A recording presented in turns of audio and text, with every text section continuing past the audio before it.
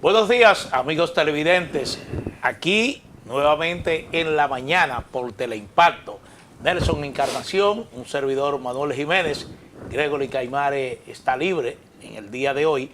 Así que, como siempre, vamos a tratar de compartir con ustedes hechos de interés, tanto locales como internacionales.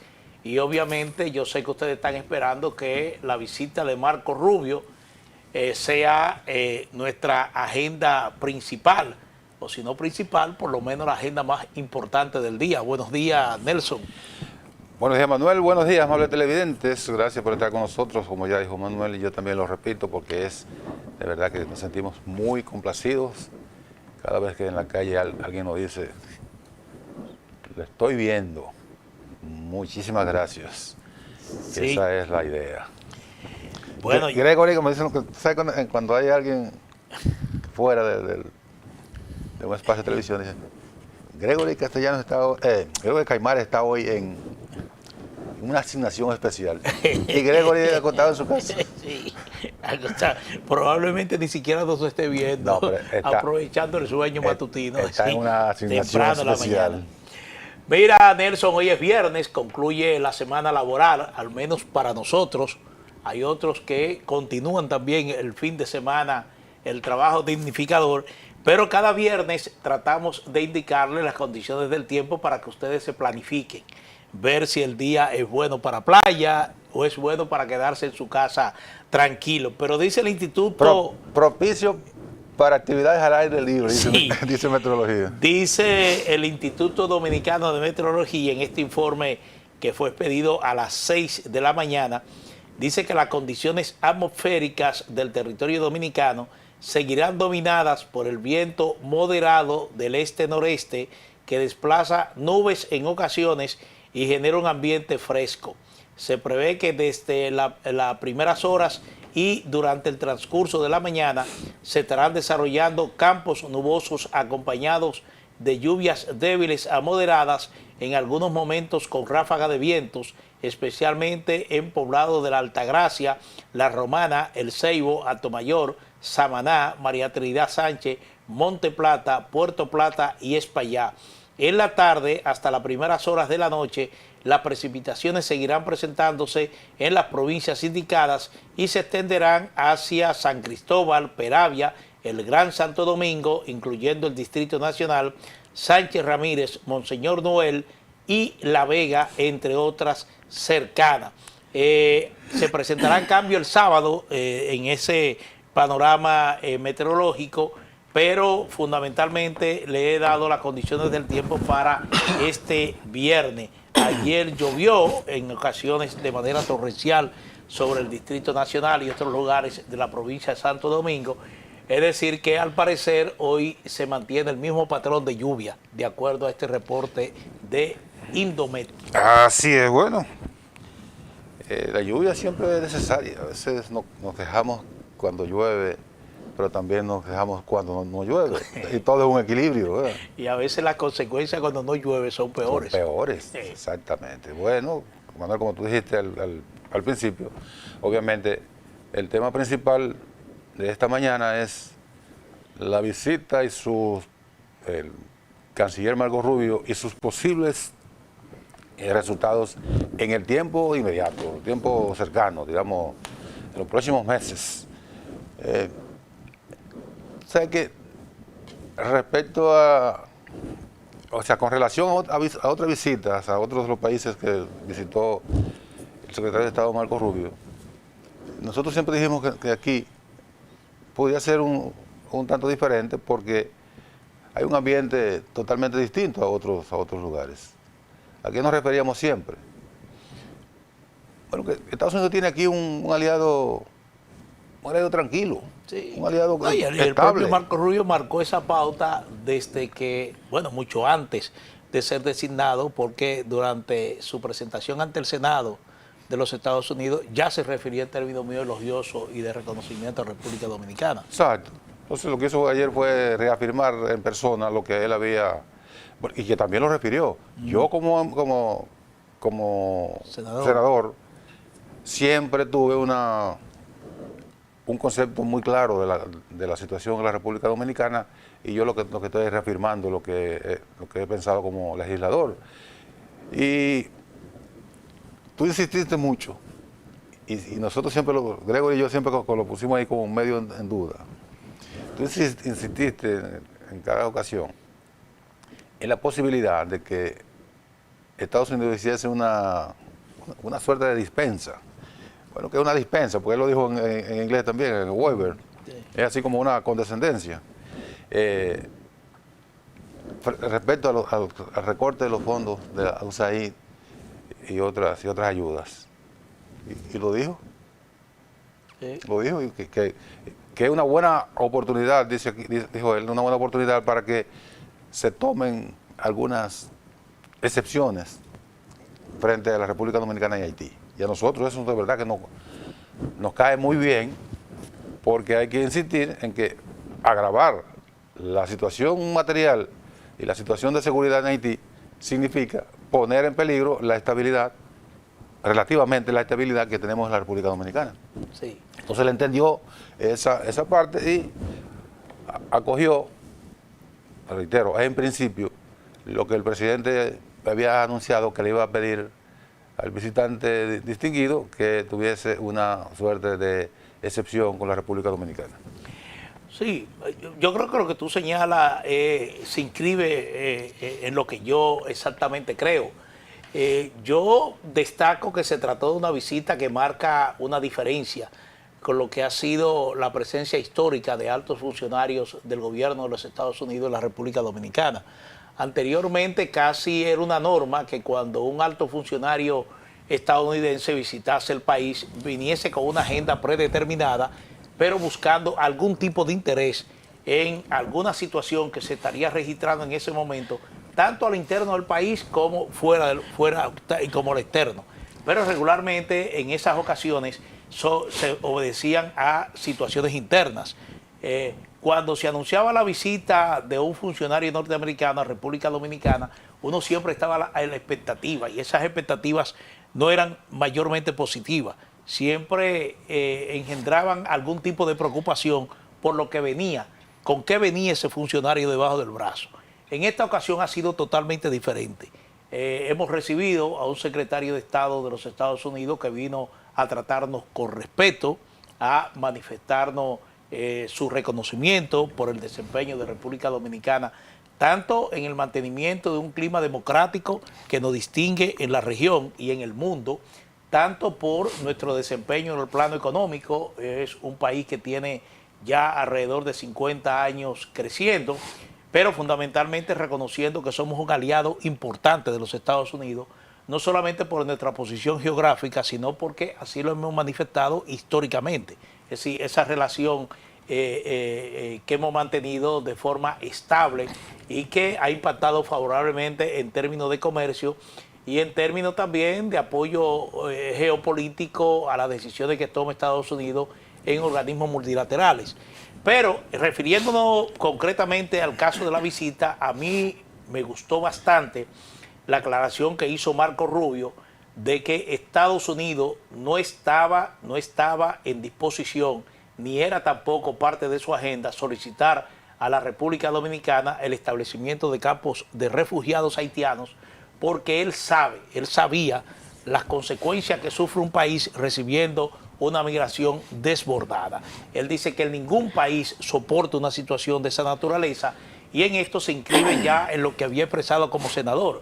Entonces, ese reconocimiento por parte de Estados Unidos es un hecho importante para la República Dominicana, porque nosotros hemos sido víctimas muchas veces del propio gobierno de los Estados Unidos o de agencias especializadas del gobierno de los Estados Unidos.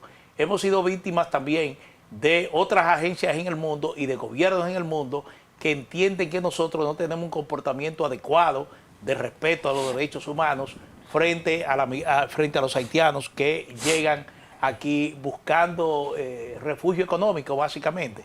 Y entonces ese reconocimiento ya para nosotros debe ser algo positivo, algo que nosotros saludamos con mucho respeto y que realmente nos orgullece, porque la impresión que daban algunas agencias de ONG agencias tanto de Naciones Unidas, de la OEA y otros órganos internacionales, era que nosotros prácticamente desayunábamos con un haitiano en la mañana. Sí, sí. Y entonces la realidad que hay en República Dominicana no es esa. Nosotros sencillamente estamos sufriendo las consecuencias de un país desestabilizado, un país donde no hay seguridad, y esa inseguridad ha ido creciendo en el tiempo, y ese crecimiento de esos niveles altos de inseguridad que hay en Haití se ha reflejado en la República Dominicana con una migración masiva. Y como dijo el presidente Luis Abinader, esa desestabilización de Haití se transmite también, es una desestabilización no solamente para la República Dominicana, sino para el resto de los países en la región, incluyendo Estados Unidos. Entonces, desde ese punto de vista, uno saluda de que él aclarara que esa ayuda de los Estados Unidos hacia Haití no se ha frenado, que se mantiene, y que, aunque entiende que la solución al problema haitiano debe estar en manos de los haitianos y sus líderes, él dice que Estados Unidos no puede mantenerse de espalda a esa situación que viven nuestros vecinos. Mira, tú refieres a algo importante. A nosotros, a los periodistas nos enseñan a recurrir al llamado background, Sí.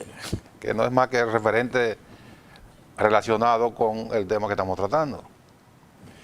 Entonces, cuando el secretario de Estado de los Estados Unidos dice que bajo ninguna circunstancia van a propiciar, van a pedir, o van a presionar, o van a exigir, o van a solicitar que en la República Dominicana se genere él dijo una ola de inmigración haitiana, más bien una oleada de inmigración haitiana, porque dice que ningún país está obligado a hacer eso, y que Estados Unidos no lo va a solicitar.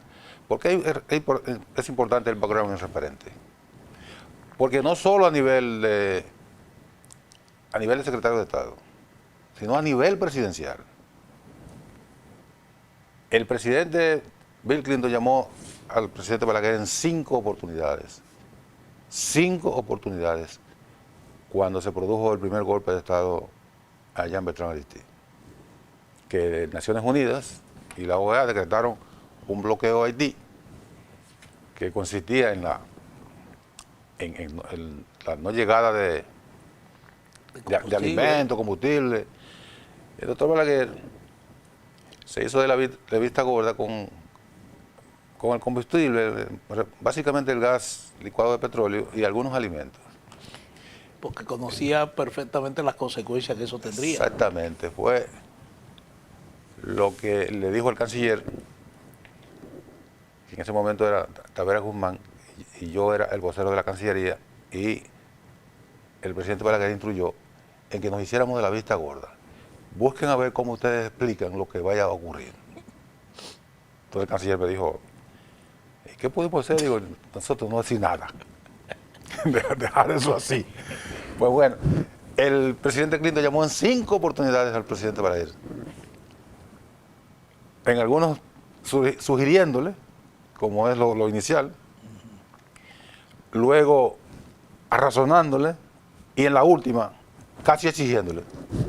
Y el presidente Balaguer se cerró a banda. Era que establecieran 5 campamentos de refugiados en la frontera de este lado. Y la última, el presidente Balaguer, presidente Clinton, nosotros estamos de acuerdo con los campamentos. Es un asunto de seguridad, de humanidad. Pero vamos a hacerlo de aquel lado de la frontera. Y ahí nosotros ayudamos en todo. Clinton prácticamente le cerró el teléfono a Balaguer. Y se derivaron algunas consecuencias políticas después de eso.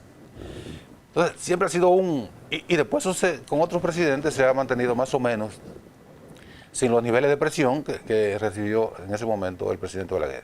No, recuerda lo del dardo de los pardos. Sí, exactamente, ahí vino todo y toda la derivación política. Entonces, siempre cuando visita un alto funcionario de los Estados Unidos, nosotros, que ya tenemos varios referentes, pero fundamentalmente ese que yo acabo de mencionar, tenemos, como decimos popularmente, el credo en la boca. ¿Con qué vienen estos ciudadanos? ¿Con qué vienen a presionar ahora? Yo saludo y aplaudí cuando escuché que el canciller Rubio dijo, nosotros no vamos a hacer eso. Y para nosotros eso tiene una significación, tiene un impacto muy relevante que hay que mantener y hay que reconocerle a los Estados Unidos. Pero, ¿qué nos beneficia a nosotros de la política migratoria de la administración Trump? Justamente eso. Usted no puede venir a pedir a nosotros que hagamos lo que ustedes no hacen. Y ahí nosotros vamos ganando. Yo creo que sí. Mira, hay un detalle que a mucha gente parecerá intrascendente, es que vi, por ejemplo, un cable, me parece que fue de la agencia F, que destacaba que en cada uno de los lugares visitados por Marco Rubio, ustedes recordarán que él hizo una gira por Panamá, por Guatemala, por Costa Rica y El Salvador. Y El Salvador. Dice, destaca, bueno, en República Dominicana, donde concluyó la gira, destaca que en cada uno de esos lugares habló en español y habló en inglés. Es decir, él tiene esa ventaja, él es de origen cubano, él es latino. Es bilingüe. Tiene esa ventaja, pero dice que es un hecho que no se recuerda que haya ocurrido en 100 años. Porque no había un canciller que fuera Exactamente, que fuera hispano. En 100 años. Entonces, ya por esa parte vamos ganando. Es decir, tenemos un secretario de Estado que siempre acorde a los intereses de Estados Unidos, pero que pone el ojo en la región. Y una muestra es de que su primera gira al exterior fue precisamente a la región. Que no es la región más complicada en estos momentos. Claro, por las razones que fuese, pero fue su primera gira a la región. Y eso es muy importante, sí, muy importante, porque él habla en inglés, sí, está hablando a los latinos en español, y habla en inglés para los norteamericanos. Claro. Pero eso marcó una norma en cada uno de los lugares que visitó. Y mira, una muestra de que realmente la ayuda a Haití no se ha suspendido es el hecho de que él dijo ayer, precisamente en el día de hoy, hablé con el presidente de Kenia, es decir, le ratificó al presidente de Kenia que Estados Unidos mantenía ese compromiso, pero justamente en el día de ayer llegaron 200 efectivos adicionales para unirse a la fuerza policial que ese país africano tiene en Haití. Aquí se destaca que hay un equipo SWAT que vino junto con estos 200 miembros. Ya Kenia se perfila muy cercana al compromiso inicial que hizo de desplegar en Haití alrededor de 1.000 efectivos. Ya está, me parece que ya tiene como 700. Le quedan 200, le faltan 200. Sí. Tiene 800. Tiene 800, bueno, pues entonces está en un punto cercano. Igualmente hay una presencia numerosa de Guatemala, otros países que participan en esta misión tienen un número no tan significativo de efectivos. Simbólico. Exactamente. Pero yo pienso que de alguna manera ese Consejo Presidencial Provisional Haitiano, de alguna manera, debe ir planificando ya acciones contundentes de enfrentamiento a la pandilla que mantienen la inseguridad y la intranquilidad en Haití. ¿Por qué? Porque hasta ahora uno ha visto, bueno, están llegando esta fuerza multinacional, pero las consecuencias de esa presencia no se siente en ningún momento. El resultado de eso Exactamente. No se siente. No se siente absolutamente nada. Entonces, yo creo que ya, por ejemplo, hay una fuerza importante de Kenia, estamos hablando de 800 hombres, que junto a la policía haitiana de alguna manera se debe planificar alguna acción de seguridad que vaya en la línea ya de ir contribuyendo a esa seguridad tan necesaria en Haití. No sé qué pasa, qué ha pasado, porque yo entiendo que desde el plano militar, creo que ya esa fuerza multinacional junto a la policía haitiana está en capacidad de afrontar esas bandas. Bueno, recuerda que la decisión del Consejo de Seguridad fue el despliegue de una fuerza de apoyo a la Policía Nacional. No fue una fuerza de combate. Por eso son agentes policiales y no soldados del ejército. Sí, pero usted que sabe diplomacia sabe que se dice una cosa y se hace otra. Ese es el lenguaje diplomático que se tiene, porque esa fuerza tampoco se ha querido presentar como una intervención en Haití. No. Eso pero es un barniz. Si es de apoyo a la Policía Nacional Haitiana, Ese apoyo no debe ser simplemente para que yo te mire, tú estás allá en tu campamento y yo estoy aquí. Bueno, Tiene que ser un apoyo que en algún momento se materialice en la práctica. Bueno, ellos y de hecho eso ha ocurrido. Ellos han participado eso, en acciones militares junto a la policía haitiana. Eso te iba a decir, que han estado participando en operativos de enfrentamiento a las bandas, incluso con muchas bajas. Ha habido enfrentamientos entre la policía como la fuerza de combate y los extranjeros de apoyo, donde han resultado 20, 25 bandilleros muertos. O sea, no es que ha estado inactiva la presencia, es que el caso llegó a tales niveles que ha sido desbordado. Estamos hablando de 200 y pico de bandas, todas bien armadas. Hay algunas que son muy mediáticas, como la de Barbecue, pero la de Barbecue precisamente no es la más peligrosa. Es una de las más numerosas, pero hay otras que tienen un accionar criminal mucho más de mayor calado que la de Barbecue. Barbecue porque es un fanfarrón que tiene pretensiones políticas, entonces él se presenta a los medios de comunicación como si fuera todo un líder. Pero reitero que hay bandas que son realmente temibles. Entonces a esas bandas le ha estado dando el frente a la policía con el apoyo de los soldados extranjeros. Sí, eso es verdad, pero yo te insisto que todavía, a pesar de la presencia de esa fuerza multinacional, la inseguridad en Haití reina. La semana pasada, en esta semana, Puerto Príncipe sencillamente se paralizó totalmente por una amenaza de barbecue. Es decir, se paralizó totalmente Puerto Príncipe. Sí. Escuelas cerradas, negocios cerrados, todo cerrado, solamente porque él amenazó de que iba a actuar contra barrios en Puerto Príncipe. Entonces tú dices, ¿dónde están entonces esos niveles de seguridad que esa fuerza multinacional, la policía haitiana, garantiza? No hay nada. Recuerda que son, en el mejor de los casos, 1.200 hombres. 1.200. Sí. Frente al predominio de unas bandas que se establecieron por años y que fueron ganando espacio y se fueron armando, la capacidad de fuego de la policía y los extranjeros se ve casi apagada frente a estos delincuentes.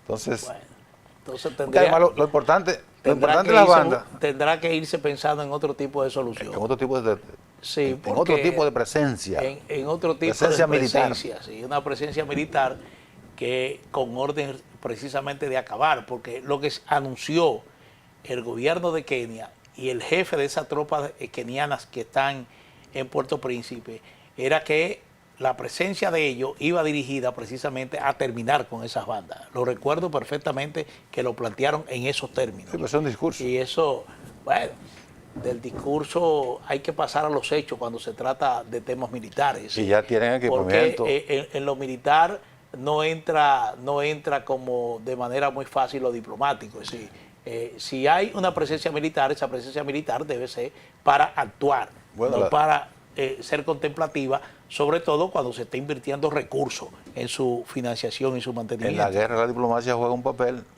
se habla, pero se combate al mismo tiempo. Exactamente, pero fuera se habla, como decía Mao Zedong, con la cabeza fría y el fusil caliente. El fusil caliente, sí. Bueno, Nelson, pero uno de los temas que abordaron ayer el presidente Luis Abinader, Marco Rubio y sus respectivos equipos, fue la Cumbre de las Américas. La Cumbre de las Américas se celebrará en diciembre de este año en Punta Cana. Es una cumbre que auspicia los Estados Unidos desde el gobierno de Bill Clinton, que fue que la creó inicialmente. Yo recuerdo que yo fui a la primera cumbre de las Américas que se celebró en Miami y que asistió el entonces presidente Joaquín Balaguer. A una poca que fue. Sí, exactamente. Bueno, y entonces hubo una pregunta en el curso de esa rueda de prensa que me llamó la atención, y era de que si Estados Unidos estaba en disposición de invitar a esa cumbre a Venezuela, a Cuba y a Nicaragua. La respuesta de Marco Rubio fue, bueno, eso debe determinarlo República Dominicana, que es el país anfitrión. Eso también fue diplomacia. Sí, pero en términos públicos pareció bien. Una cosa es que Estados Unidos ya en términos de esas reuniones preparatorias diplomáticas que se están celebrando a propósito de la cumbre, le diga a República Dominicana, mira, nosotros no queremos la presencia aquí de estos 3 países, Claro. a quienes nosotros los hemos considerado enemigos de la humanidad. Y se lo por va a estas decir. razones, él expuso las razones. Dijo, bueno, esa es una potestad de República Dominicana, invitarlo o no invitarlo. Pero En todo caso, pero nosotros consideramos que estos 3 países son enemigos de la humanidad. ¿Por qué? Bueno, porque son violadores de los derechos humanos, son intolerantes frente a sus adversarios políticos, y citó todo eso que uno conoce, por ejemplo, en relación a Cuba, en relación a Venezuela. Pero esto, vuelvo y te repito, el hecho de que lo planteara de esa manera, lógicamente, si finalmente no vienen ni una representación de Cuba, ni de Venezuela, ni de Nicaragua, entonces eso quedaría como responsabilidad de República Dominicana. no Sí. los van a invitar. Sí, no, yo creo que no, porque tú recuerdas que en la anterior cumbre de las Américas, muy a pesar de que América Latina, la mayoría de los países de América Latina estuvieron de acuerdo con la presencia de representantes de esos países, al final no fueron invitados. Claro, se celebró en territorio norteamericano. Exactamente. Pero eso es parte. Y hablando de Venezuela, ya para cerrar este capítulo de la región y volver otra vez a República Dominicana. Sí, pero espérate, déjame terminar con lo de Marco Rubio. Porque, sí. Sí, porque... No, vamos a seguir con Marco Rubio. ¿Sí? Ok. Sí. Volvemos No, entonces. iba a hablar de la confiscación ya, finalmente, del del avión. avión de Nicolás Maduro o del gobierno de Venezuela. Ayer, en el aeropuerto Ligüero, en presencia de Marco Rubio en persona, fue confiscado este avión que ya estaba en territorio dominicano desde hace muchísimo tiempo y que ha sido objeto incluso de controversia en las relaciones bilaterales con Venezuela, y eso afectó bastante las relaciones con Venezuela, hasta el grado de que hoy prácticamente no hay ningún vínculo diplomático entre los 2 países. Eso la deterioró más, porque Sí. ya venían bastante melladas. Exactamente. Se trata de un avión Datsun Falcon, un avión que pertenecía a PDVSA. Lo que dice Estados Unidos fue que se adquirió a pesar de las sanciones diplomáticas y comerciales que Estados Unidos impuso a Venezuela, y entonces entiende que ese proceso de adquisición fue totalmente irregular porque se utilizó a un tercero para la compra de un avión. Que son sanciones unilaterales, que no obligan a los otros países a aceptarlas. Sin embargo... Pero dicen que el avión se compró en Estados Unidos. No, ya no. Ahí Sí, entonces se utilizó un tercero no, ya para en realizar ese la caso operación. le violaron a una disposición. Por eso una disposición interna que de los viola Estados las leyes de control de exportaciones y las sanciones que impuso Estados Unidos. Ese es el alegato que hace Estados Unidos para confiscar este avión. Y ya esto es una medida concreta por parte de la administración Trump contra el gobierno de Nicolás Maduro, porque ustedes recordarán que la presencia del enviado especial de Donald Trump en Caracas, reuniéndose precisamente con Nicolás Maduro, eso generó algún tipo de sospecha. Bueno, ¿qué traen esta gente ahora?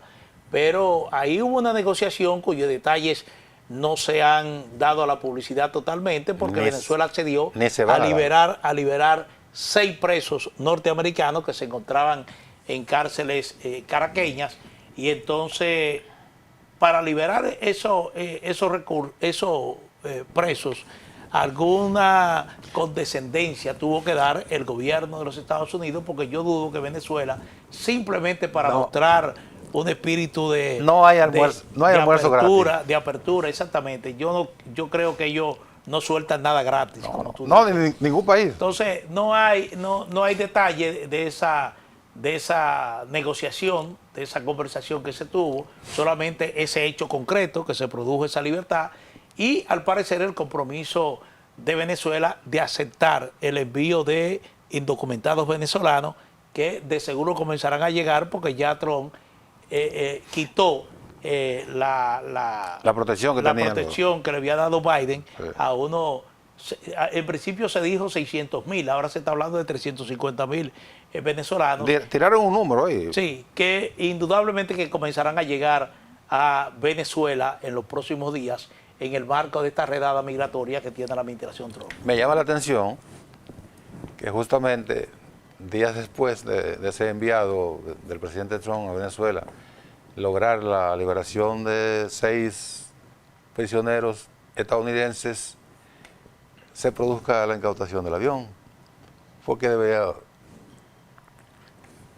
haber algún tipo de algo material. Bueno, el avión ya Entonces, estaba incautado, lo que no se no, había el avión hecho era entregarlo a estaba Estados retenido Unidos. el avión. Sí, pero Pero si Estados Unidos dice que no le interesa la incautación del avión, el avión vuela, pero es hacia Caracas. sí, De modo que no hacia territorio norteamericano. habría que ver que en el curso del tiempo, ¿sabes que en estos intercambios de los países, las cosas van saliendo a cuentagota? En el curso de los próximos meses se sabrá qué dio a cambio la administración Trump para que el gobierno venezolano liberara a los 6 reclusos norteamericanos que estaban en prisión. Días atrás o meses atrás se produjo un intercambio. Estados Unidos le quitó los cargos más graves que había levantado contra un que se llama... Muy cercano a Maduro. Es muy cercano a Maduro, que es venezolano-colombiano, colombiano-venezolano. No recuerdo el nombre, yo tampoco. Apellido Sá, Sí, que fue detenido en Cabo Verde, que es un territorio de África, que a nosotros es un referente muy cercano para nosotros, porque ahí es que nacen los ciclones. sí. lo único que sabemos es que ahí es que nacen los ciclones que vienen aquí.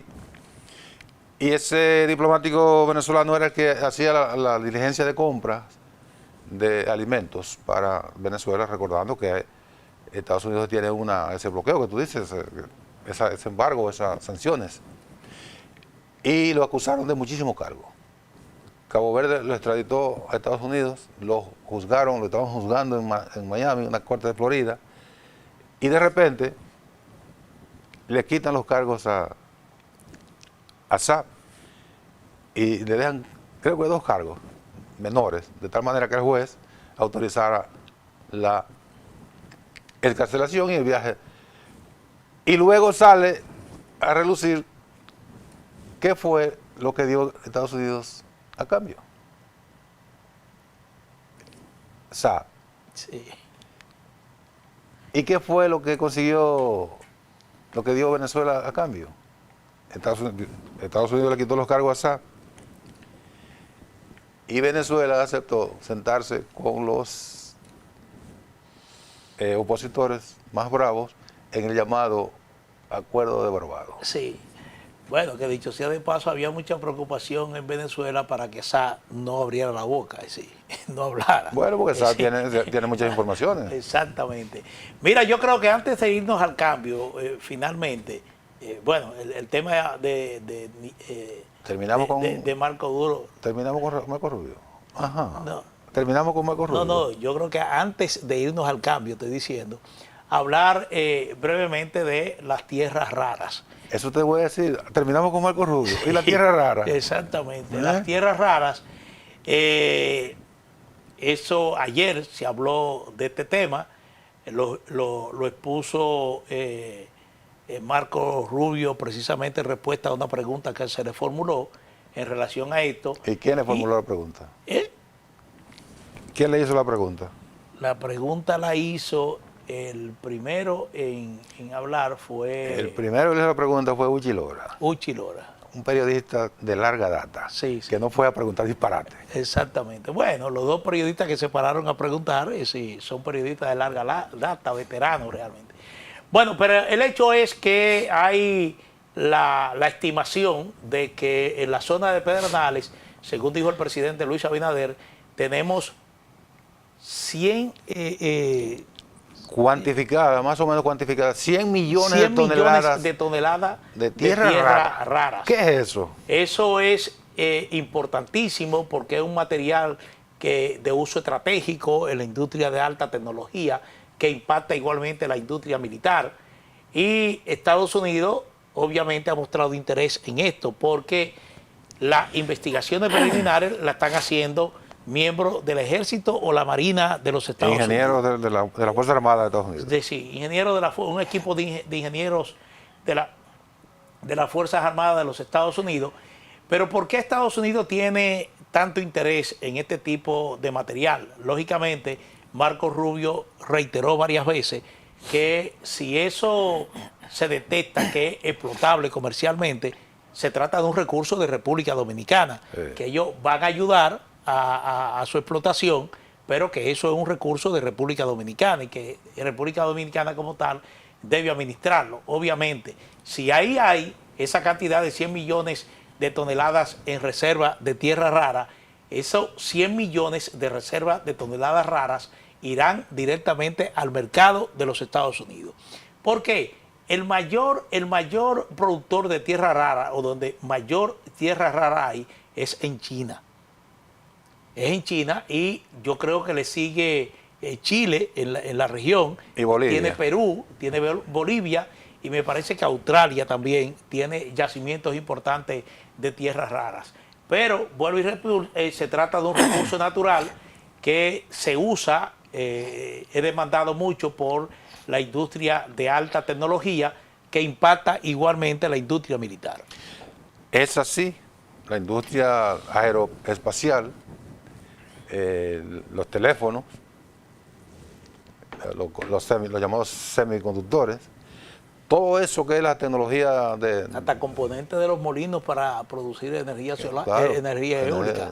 O sea, es un elemento de la Tierra muy estratégico, que le llaman tierra rara porque no forma parte de la tabla periódica. La tabla periódica que le enseñaron a uno, donde estaban todos los componentes químicos de la... Si tú me permites, los minerales. Un segundito nada más, porque... Cójase dos. Sí, porque uno explicar realmente lo que es la tierra rara, tiene realmente que consultar a Google. Sí.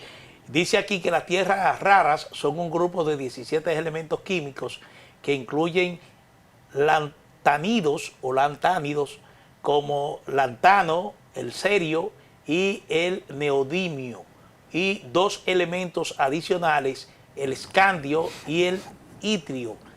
A pesar de su nombre, no son necesariamente raras en términos de abundancia en la corteza terrestre, pero su extracción y procesamiento son complejos debido a que no suelen encontrarse en concentraciones suficientemente altas para una explotación rentable. Yo reitero que lo de rara es que pues, no están a donde está el plomo, el titanio, el oro, la plata, magnesio, etcétera, que no están en la tabla periódica, o sea, los elementos que se conocen generalmente. Pero China es uno de los, quizás el mayor productor, pero al mismo tiempo es el mayor demandante por el impacto que tiene en esa irrupción que ha tenido China en la alta tecnología. En la alta tecnología. Entonces China demanda, aunque tenga mucha, demanda también de otros países. Cuando Marco Rubio dice que bueno, es un recurso de la República Dominicana, estamos cooperando con ingenieros de las Fuerzas Armadas, y entonces quisiéramos también que tener participación en ese, cuando eso se complemente. Eso es sencillamente diciendo, la República Dominicana no debe venderle eso a China. Sí. Que es el competidor de verdad. Sí, ni loco que estemos. Entonces, en eso, Marco Rubio puede volar, el voló de noche mismo, puede llegar tranquilo. De ahí de China no conseguirá ni un gramo. Sí. Bueno, Nelson, vámonos a una pausa. Vamos a retornar con otros temas, porque como dije al principio, Marco Rubio ocupa la atención, no solamente en República Dominicana, sino también en otras partes del mundo. Sí. Se está comentando esta gira. Así que retornamos en breve.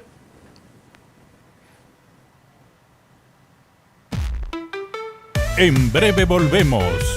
En la mañana con Teleimpacto.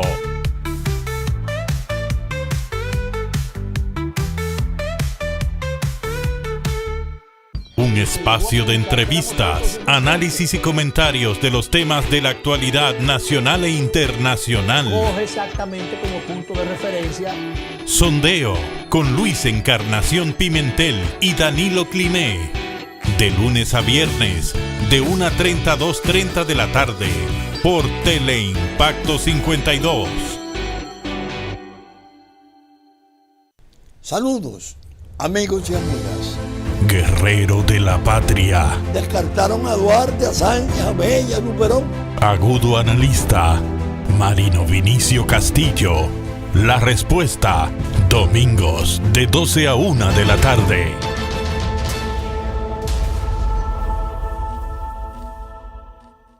La felicitación de Abel condicionó ya el emocional. Comentario, análisis, cobertura, los acontecimientos que impactan al país y al mundo, con un equipo de comunicadores expertos. Propuesta de la noche, de 7 a 8 de la noche, por Teleimpacto.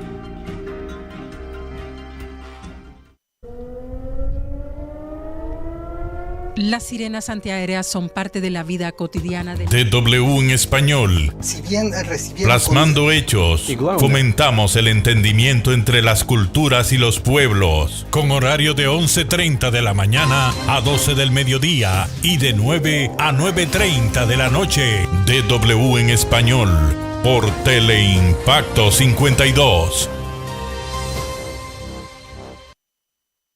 Creo que el presidente Abinader. Wendy Cada Santana. vez estamos viendo, Miguel, nuevos elementos en el feminicidio. Las redes sociales se convierten. Miguel Franjul, entre periodistas, miércoles de 10 a 11 de la noche.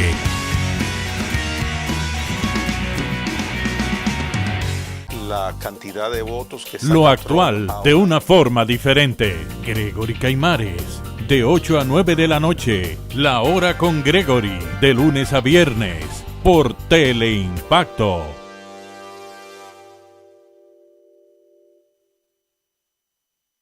Trabajemos por y para la patria, que es trabajar para nuestros hijos y para nosotros mismos.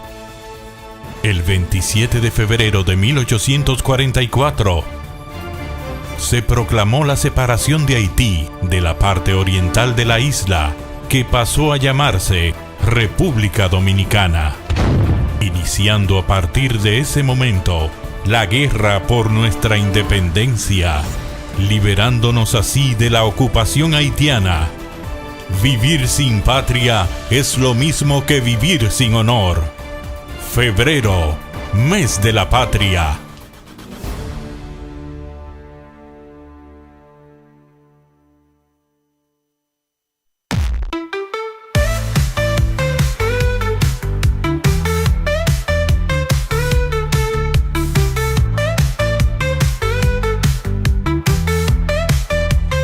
Continuamos en la mañana, por aquí por Teleimpacto.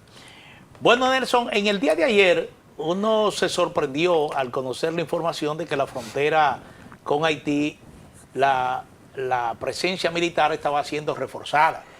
Y fue reforzada realmente con, se habla de 800 o 900 efectivos adicionales, acompañados de equipos bélicos y hasta helicópteros. Me sorprendió esa información que se difundió temprano en la mañana. Yo dije, bueno, esto tiene que ver con la presencia de Marco Rubio en República Dominicana. Bueno, Tan lejos. uno decía, bueno, pero ¿y por qué? Cuando uno observaba y examinaba la situación en Haití, la situación interna en Haití, no había ningún hecho adicional a lo que ya ocurre en ese país. Es decir, no había ningún tipo de... No se produjo un deterioro mayor. No, ahí no se había tirado un tiro más de lo que se está tirando actualmente. Entonces uno resulta, bueno, ¿qué pasó? ¿Por qué esa presencia militar, sobre todo, no se informó de la frontera sur, se informó básicamente de la frontera norte, que no sé, por razones estratégicas, por qué siempre se refuerza fundamentalmente la frontera norte, principalmente, cuando la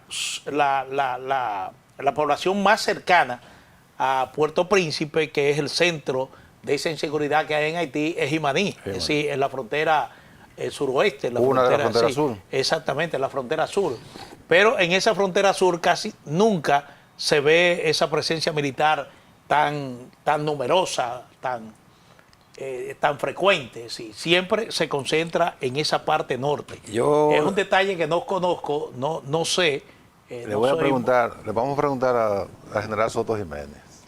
¿A qué se debe? Él debería saber. ¿Cuál es la estrategia militar que motiva a que las Fuerzas Armadas desplieguen más tropas, casi siempre en Dajabón, y no en Jimaní, Pedernales y Elías Piña? Jimaní está aproximadamente una hora, 40 minutos de Puerto Príncipe. 55 kilómetros. Exactamente.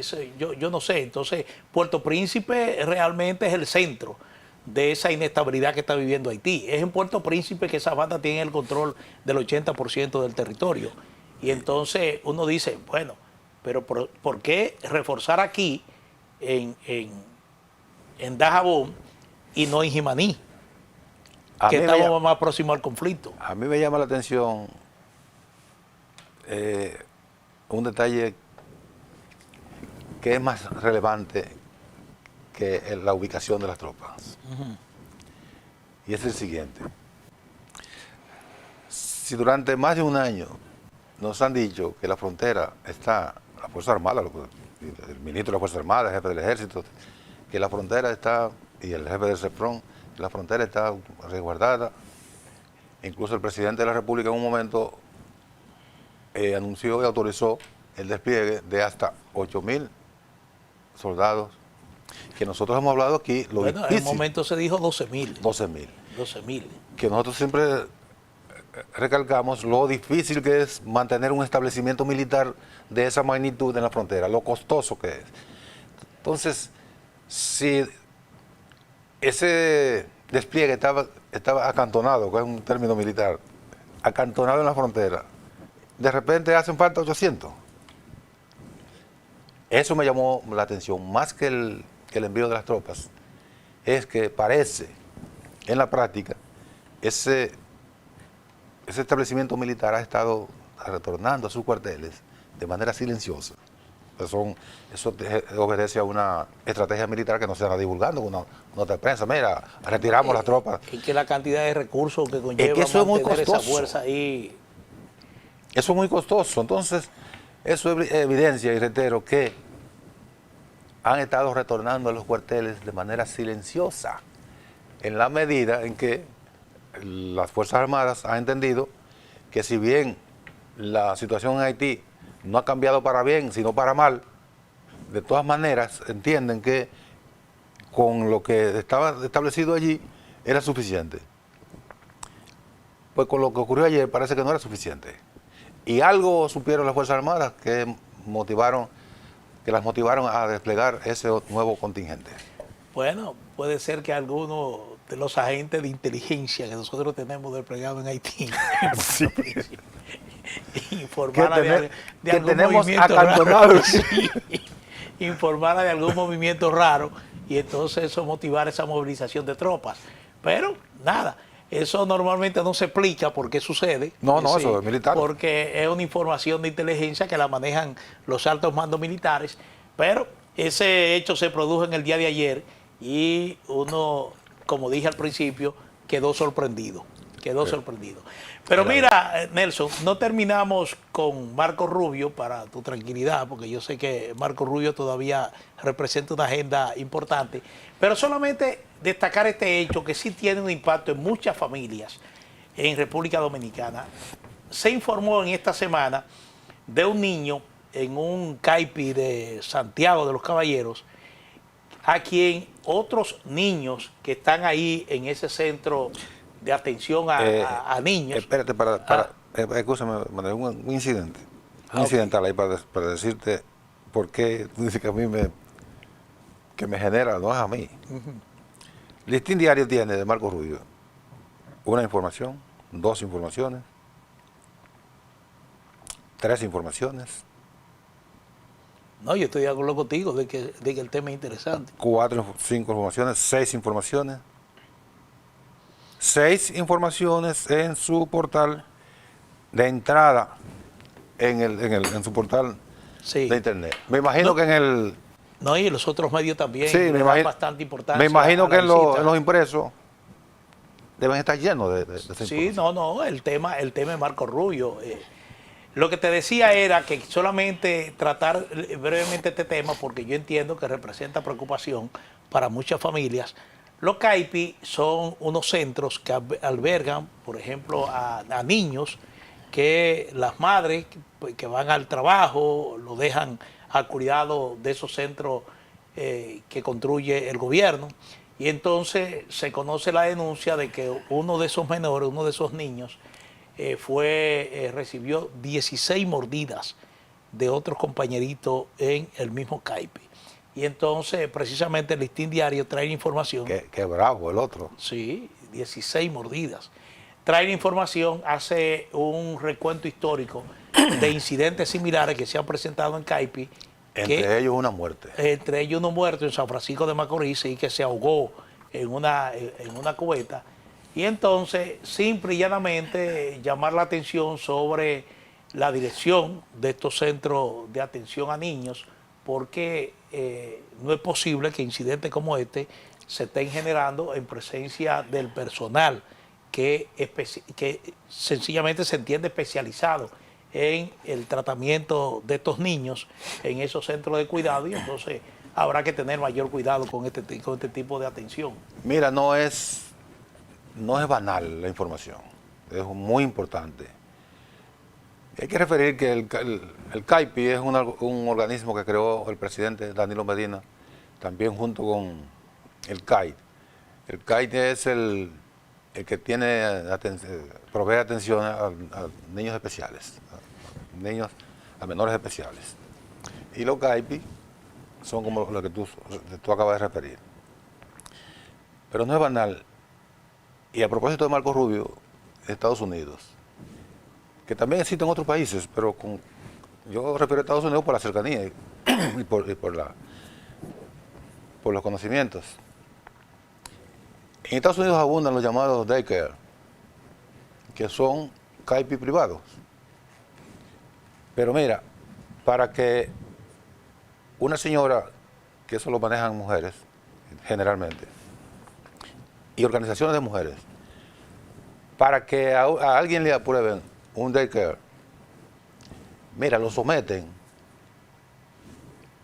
a interminables procesos de investigación, de entrenamiento, que tiene que ver con la investigación sobre la idoneidad, sobre su comportamiento, entonces el entrenamiento para el manejo de niños. Y luego de que varias agencias certifican que esa mujer está preparada para abrir un daycare, entonces le proveen la licencia. ¿Por qué? Porque el cuidado de los niños no es un cuidado cualquiera. Claro. Es un cuidado, Una atención especial. una atención especial. Entonces, hay que llamar la atención a Josefa Castillo, que está ahora en el CAIPI. Sí. Hay que llamar la atención a la profesora Josefa Castillo, que despliegue, a propósito de los ministros, que despliegue una batería de sus técnicos, hacer una investigación general de los lugares donde el CAIPI tiene oficinas, para un levantamiento de cuál es el comportamiento que están teniendo los manejadores de esos centros. Porque Sí. Estamos hablando de niños ¿de qué? Bueno, de niños de 3 a De 3 3 años, meses. 4 años, y niños. Es complicado, porque imagínese una madre que deja su niño al cuidado de estos CAIPI oficiales para ir a laborar, y que estando en su trabajo reciba la información que su niño ha sido víctima de cualquier tipo de agresión o de un hecho lamentable. Entonces, eso definitivamente tiene que ponerle mucha atención los CAIPI. Pero mira, Nelson, América Latina, uno siempre dice, bueno, ¿hacia dónde vamos? Ya nosotros caminamos lo que se conoce como la década perdida y de los años 80. Y realmente lo que hizo América Latina en esa década fue aumentar pobreza, tener bajo nivel de desempeño económico, de crecimiento económico, y de alguna manera uno creía que... Le llaman década perdida porque ningún país creció. Exactamente, uno creía que ya todos retrocedieron. Ya esa etapa quedó atrás. En términos de crecimiento no estamos tan mal en la región, pero en términos de desempeño político, realmente de estabilidad política, hay todavía nichos, hay países donde la situación es preocupante. Ecuador tiene elecciones presidenciales este domingo. Hay una competencia bastante cerrada entre Noboa y no recuerdo el nombre de esta del partido de Rafael Correa. La Revolución Ciudadana, Luisa González. Luisa González. Luisa González ganó en primera vuelta en las elecciones donde Noboa resultó electo, pero ella no tuvo más no tuvo 40% y 10 sí, de diferencia. Exactamente, los votos requeridos por la ley electoral para certificar, para adjudicar el triunfo en la presidencia. Pero en este proceso, Noboa ha cometido varias faltas. Digo faltas democráticas y violaciones a sentencias judiciales.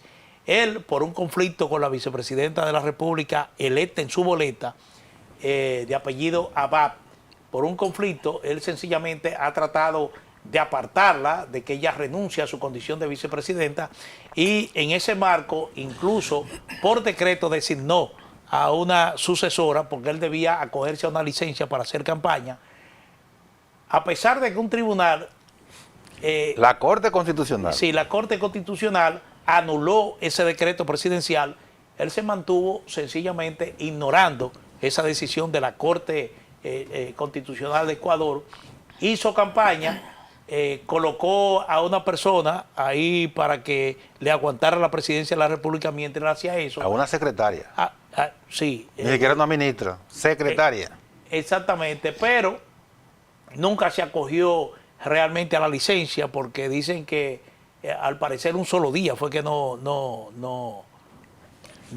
acudió a su despacho, a pesar de que debía acogerse una licencia. Pero así están las cosas en Ecuador. La competencia está bastante cerrada, en un ambiente de mucha violencia, sobre todo en Guayaquil, que es la segunda ciudad del país, un crecimiento inusitado del narcotráfico y atentados, por ejemplo, a muchos alcaldes que han perdido la vida, y a fiscales incluso que han perdido la vida en acciones terroristas, en acciones criminales que se le atribuye al narcotráfico. Así está Ecuador en estos momentos, inestabilidad absolutamente total, y uno lo que piensa, bueno, ¿hasta qué punto eso se puede deteriorar más? Vamos a ver qué ocurre en estas elecciones de este domingo, donde repito que la competencia luce bastante cerrada. Bueno, hay que recordar que en el año 2023, que fue cuando se celebraron las elecciones, porque estas elecciones se están celebrando tan cercanas una de la otra, porque el anterior presidente, Guillermo Lasso, recurrió a una figura constitucional que se llama muerte cruzada, que consiste en que el presidente puede disolver el Parlamento y llamar a elecciones tanto para presidente como para el Parlamento. Entonces él se acogió a la muerte cruzada. ¿Cuándo se acoge a la muerte cruzada? Cuando estaba en curso y casi aprobada una moción de censura que le hubiese obligado a renunciar. Bueno, para yo someterme a un juicio político, yo mejor recurro a algo menos grave en términos personales, que es la muerte cruzada. Y ahí nos bajamos todos. Se fue él 6 meses después y también se fue la Asamblea. Convocan elecciones para completar el periodo de Guillermo Lasso, que concluye justamente este año 2025. Por eso se celebran elecciones 1 año y medio después de aquel evento de la llamada muerte cruzada. En el proceso electoral pasado, la Revolución Ciudadana con Luisa González tenía en todas las encuestas entre 40 y 42%, y el más cercano, que no era precisamente el actual presidente, sino un aspirante también de la derecha, que se llama, un apellido medio, Jan Topic, era el que estaba en segundo lugar. De repente se produce la muerte de un candidato que era muy contestatario y era un periodista, fue muy contestatario del gobierno de Rafael Correa. Se produce la muerte de esa persona en un asesinato que casi fue casi en vivo, que la gente lo vio. Entonces, como ese candidato había sido tan contestatario de su condición de periodista y de parlamentario, le atribuyeron la muerte al correísmo. Y eso cambió el juego en contra del correísmo. Y Luisa González, que tenía 41% para ganar en primera vuelta, porque le iba a llevar 15 puntos al segundo, y establece la Constitución que se gana en primera vuelta si obtiene 50 más 1, igual que aquí, o que haya una diferencia que el primero obtenga 40% y el segundo esté por debajo mínimo 10 puntos.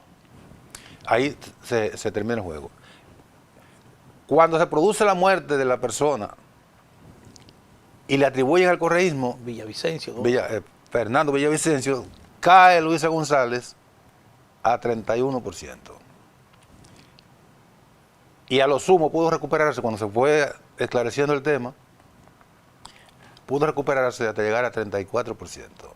Noboa, que estaba en cuarto lugar, de repente en el debate tiene un comportamiento muy tranquilo, no muy beligerante, y las personas, los ecuatorianos lo identifican como una persona que puede ser una opción porque no es beligerante, no forma parte de lo que se llamaba el anticorreísmo. Lo que no ha demostrado en el ejercicio presidencial, ser una persona sosegada. Exactamente. Entonces, Luisa González obtiene 34% y Noboa obtiene 23%. Aunque le lleva 10 puntos, 11 puntos de diferencia, no puede ganar en primera vuelta porque no tiene 40%. En la segunda vuelta, Noboa obtiene 52% y Luisa González el resto. Ahora, y bueno, como tú señalas, en su desempeño se ha demostrado un tipo intolerante, un presidente díscolo, un presidente mentiroso, un presidente manipulador, un presidente ligado a la corrupción, un presidente autoritario, cuya máxima expresión del autoritarismo es todo lo que le hicieron a la vicepresidenta para que no pudiera asumir en ausencia de él. Le ha hecho de todo. De todo. Entonces, en ese marco de la inseguridad, de la violencia, de que el correísmo dejó a Ecuador con una tasa de 6 homicidios por cada 100.000 habitantes, que es como se mide, y ahora está en 44 por cada 100.000 habitantes. El segundo país, después de Jamaica, que en algún momento le pasó a Jamaica, el segundo país más violento de América Latina y el quinto más violento del mundo. Sí, es una situación preocupante en términos de seguridad, pero tú recuerdas también que Noboa es quien autoriza que la fuerza pública incursione en la Embajada de México para sacar al antiguo vicepresidente de Noboa, que servía de Correa. De Correa no, después del anterior, el que está en silla de ruedas. del inválido, sí. No, inválido no. Bueno, está en silla de ruedas. Él es inválido cerebral. Bueno, el tema es que Moreno, autoriza, sí, Lenín Moreno. Sí, que autoriza la incursión de la fuerza pública a la Embajada de México, violentando su derecho, un derecho soberano, violentando la soberanía mexicana, y eso le genera un conflicto con México, sí, que aún permanece. Pero ¿qué sucede? En estos días, cuando Trump está hablando de aranceles, resulta que a Noboa se le ocurre imponerle aranceles a las exportaciones mexicanas a Ecuador. Entonces, cuando le preguntan a Claudia Sheinbaum, 27%. Sí, cuando le preguntan a Sheinbaum, bueno, ¿y qué reacción tiene usted sobre este incremento de aranceles que ha impuesto Ecuador a las exportaciones mexicanas? Dice, bueno, a nosotros no nos preocupa. Las exportaciones mexicanas a Ecuador apenas representan el 4% del total de las exportaciones mexicanas.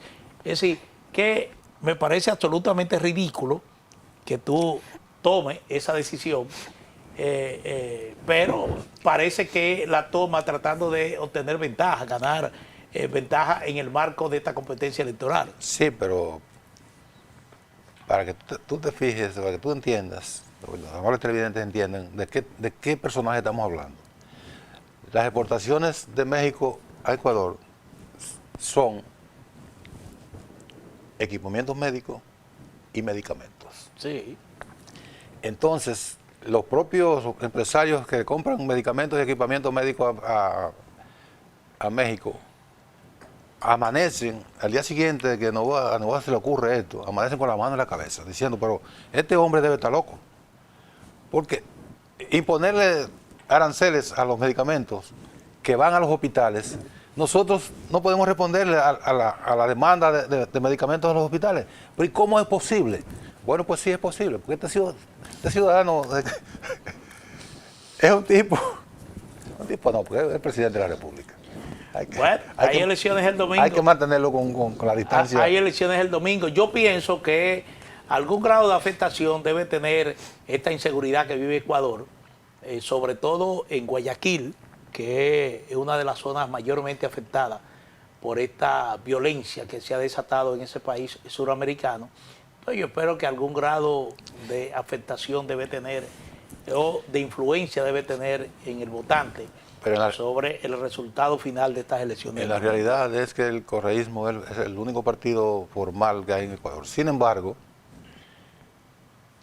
por toda la narrativa que se estableció a partir de la traición de Moreno, que fue llevado a la presidencia de la República por Rafael Correa, porque ese sujeto no tiene ninguna capacidad ni ninguna posibilidad de ganar las elecciones.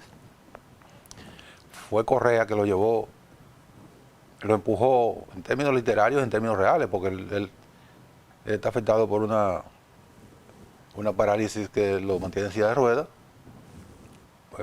por un accidente, un evento no natural, sino algo que fue un evento violento. Y Correa lo lleva a la presidencia, y al día siguiente se le vira a Correa, y comienza el desastre en que ha vivido Ecuador. Sin embargo, la prédica anticorreísta ha sido tan fuerte que al correísmo casi siempre le resulta bastante complejo siempre pasa la segunda vuelta, pero en la segunda vuelta le resulta bastante complicado y ha sido casi imposible hasta ahora lograr en la segunda vuelta concitar el voto mayoritario. Generalmente la derecha y el anticorreísmo se agrupa en el candidato que sea, incluyendo un sujeto como Novoa, y le termina dando la presidencia en la segunda vuelta. En esta ocasión es probable que por todo el desastre que ha llevado este presidente en año y medio, eso pudiera cambiar, pero no es tan fácil. Sí. Señoras, hacemos una pausa y volvemos con otros comentarios e informaciones de mucho interés. En breve volvemos en la mañana con Teleimpacto.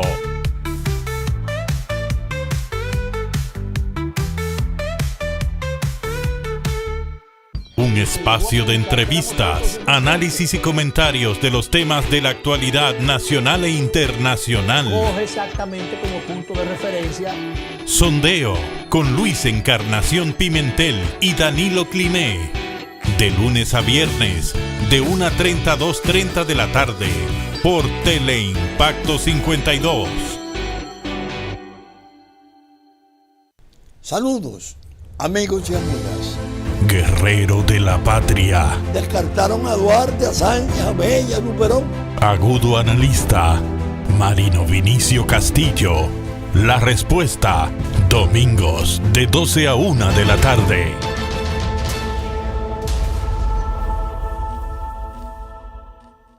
La felicitación de Abel condicionó ya a Leonel Fernández. Comentario, análisis, cobertura, los acontecimientos que impactan al país y al mundo, con un equipo de comunicadores expertos. Propuesta de la noche, de 7 a 8 de la noche, por Teleimpacto.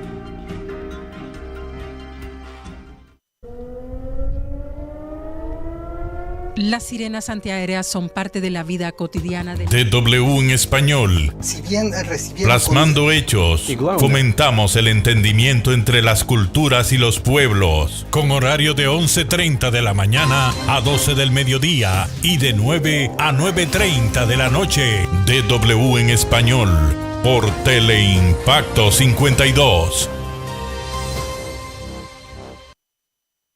Creo que el presidente Abinader, Wendy Cada Santana, vez estamos viendo, Miguel, nuevos elementos en el feminicidio. las redes sociales se convierten Miguel Franjul, entre periodistas, miércoles de 10 a 11 de la noche.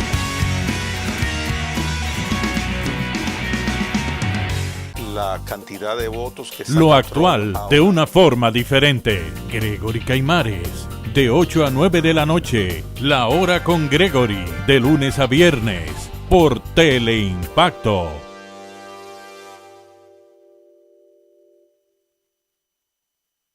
Trabajemos por y para la patria, que es trabajar para nuestros hijos y para nosotros mismos.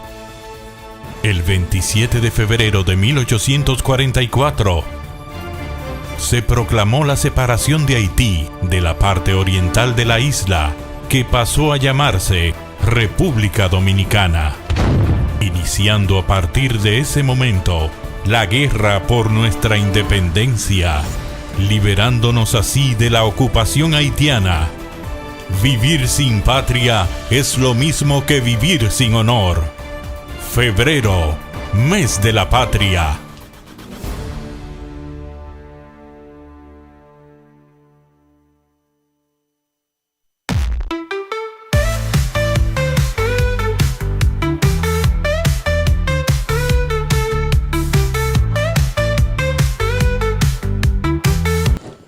Bueno, seguimos con la mañana. Aquí tenemos a Nelson Encarnación, un servidor Manuel Jiménez, reiterándole que Gregory Caimares tiene su día libre. Que disfrute, Sí, Gregory. está disfrutando realmente. Y a nosotros también nos toca. Sí.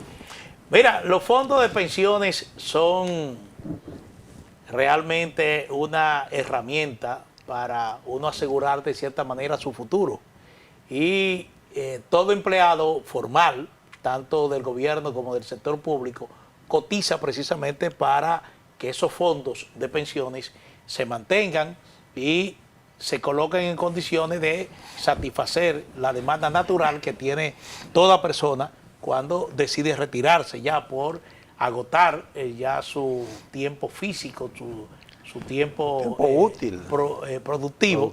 Y entonces hay que recurrir entonces a esos fondos de pensiones. En el caso de República Dominicana, hoy sale la información de que el 35% que hablan de los fondos de los títulos del Banco Central. De los títulos del Banco Central corresponden a fondos de pensiones. Sí. Es una inversión buena, natural, a eso se dedican todos los fondos de inversiones alrededor del mundo, a tratar de duplicar el aporte que hacen los trabajadores para de alguna manera garantizar precisamente la otorgación de las pensiones cuando ese trabajador concluya su vida útil. Y en el caso dominicano, esta información realmente dice que esos fondos de pensiones entonces están siendo administrados con la estrategia que corresponde a la administración de todo recurso que proviene precisamente para esos fines. Es una información importante porque todos los que cotizamos a los fondos de pensiones, nos preguntamos a veces, y se dice muchísima tontería, no, que esos fondos de pensiones los bancos se los cogen. Miren, señores, las administradoras de fondos de pensiones no son más que unos, su nombre lo dice, administradoras, son las depositarias de esos recursos que nos corresponden a todos nosotros. ¿Y cuál es, tú usaste la palabra correcta, la estrategia para lograr el rendimiento de esos fondos? Corresponde a los depositarios. Cuando se da la información de que el 35% de los títulos del Banco Central están en poder de las administradoras de fondos de pensiones, significa que esos recursos están siendo bien colocados. Porque las las administradoras buscan el rendimiento. Lo usan en diferentes, colocan esos fondos en diferentes mecanismos de rendimiento, ya sea títulos de renta fija, que son estos del Banco Central, que son tienen una rentabilidad establecida. Se colocan en bolsa de valores, aquí en el mercado de valores, se colocan en títulos. Y entonces mucha gente pregunta, ¿y por qué estamos hablando de, a la fecha, no tengo el dato último, pero estamos hablando de 825.000 millones de pesos que tienen los fondos de pensiones? Esos 825.000 millones de pesos significan riqueza de la República Dominicana. La gente pregunta, ¿y por qué? ¿No? Y que ayudan a mantener la estabilidad bancaria. Claro, ¿por qué el gobierno no usa los fondos de pensiones para construir, por ejemplo, viviendas? Bueno, porque eso es muy delicado. Y es mejor que los fondos de pensiones se queden generando utilidades a través de esos mecanismos de garantía. No, y de por la la seguridad. inversión que se haga tiene que ser segura, tiene que haber una garantía de retorno. Claro, porque ese dinero no le corresponde al banco que administra los fondos de pensiones, ese dinero nos corresponde a todos nosotros. Bueno, a nivel internacional, en los mercados financieros, normalmente los fondos de pensiones invierten mucho en lo que se llama bonos soberanos. Claro. Si cualquier país que sale al mercado a colocar bonos soberanos, en muchas ocasiones, gran parte de esos bonos soberanos son adquiridos por fondos de pensiones. En el caso del Banco Central, los títulos del Banco Central no corresponden a la deuda soberana, son los títulos del Banco Central. Ahora, ¿a quién se le ocurre que puede haber una garantía mayor que un título del Banco Central? Porque el Banco Central nunca va a quebrar, porque el Banco Central se llama República Dominicana. Por consiguiente, si usted encuentra por ahí algún baboso que le hable mal de estas operaciones, sencillamente póngase un tapón en los oídos, que es un canalla, que no sabe lo que está hablando. Porque es una garantía de que esos fondos están bien invertidos. Sí. Mira, Nelson, nosotros hemos dicho aquí desde el principio que hay muchos temas internacionales que no podemos darle de lado y mucho menos ignorarlos. Donald Trump ha llegado a la presidencia de los Estados Unidos, ha vuelto a la presidencia de los Estados Unidos, en un contexto donde luce que él viene con una serie de retaliaciones tanto al interno de la administración pública norteamericana como a lo externo. ¿Qué es lo que está empezando? Ayer él da una información o ofrece unas declaraciones aparentemente que tú dices, bueno, podrían ser jocosas. Él dice, se robaron los fondos de la USAID. ¿Quiénes se los robaron? Medios de comunicación. Es decir, hay medios de comunicación que, de acuerdo a su percepción o a las informaciones que él tiene, se robaron esos fondos. Y cita medios políticos. Y habla de uno concretamente. No, de político, un periódico que se llama Político. Político, que es muy político. Que es muy político, pero habla también de, me parece... del New York Times. Del New York Times.